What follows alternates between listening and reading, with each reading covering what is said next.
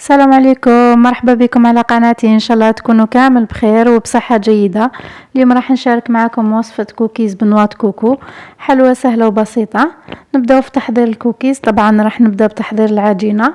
نحط 200 غرام زبدة، انا نستعمل فلوريال دايما.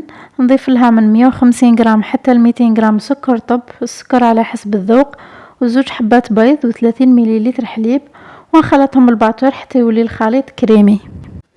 وهنا جبت 400 غرام فارينة نجوزها في الباسوار، نزيد 70 غرام كاكاو ونجوزه في الباسوار ايضا، ونضيف مغرفة صغيرة خميرة الحلوى ورشة ملح، ونخلط هذه المكونات الجافة مع بعض. نشفى وكاين 4 مكونات جافة حطيناهم مع بعض: فارينة، كاكاو، خميرة الحلوى ورشة ملح. ودوك نجيبوا الخليط تاع الزبده والبيض والحليب والسكر، راهم نخلطوا مليح والقوام تاعهم ولا كريمي. واش نديروا؟ نضيفوا لهم الخليط تاع المواد الجافه اللي كنا خلطناهم من قبل بهذه الطريقه، ونلموا العجينه، نلموها فقط ما نعجنوهاش. اكدوا لي على هذه الحاجه. ندمجوا المكونات مع بعض حتى نتحصلوا على عجينه بهذا القوام.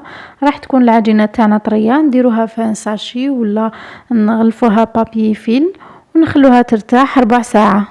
نجيو لتحضير الحشو. واش نحتاجو؟ 150 غرام نواة كوكو، نضيف لها من 200 غرام حتى ل 210 غرام من الحليب المركز لي كونسونطري، ونجمعهم مع بعض حتى نتحصل على عجينة.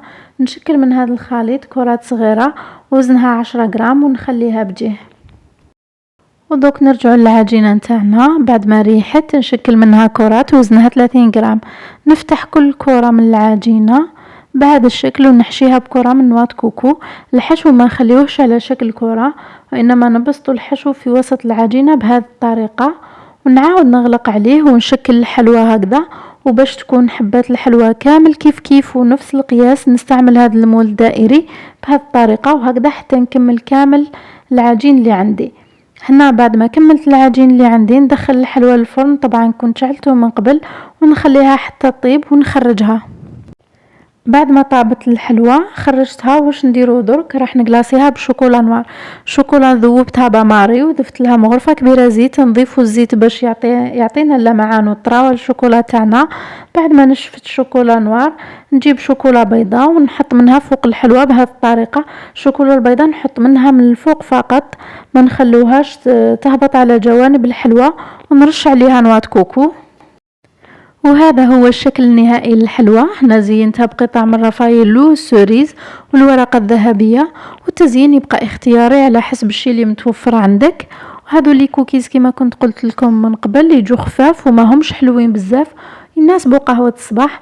هنا قسمت لكم حبة، شوفوا كيفاش يجوا من الداخل، شكلهم شباب والبنة. واش نقول لكم بالاخص للناس اللي تحب نواة كوكو، جربوهم ما راحش تندموا. كانت هذه وصفتنا لنهار اليوم، ان شاء الله تكون نالت اعجابكم. الى اللقاء في فيديو قادم ان شاء الله، ودمتم سالمين.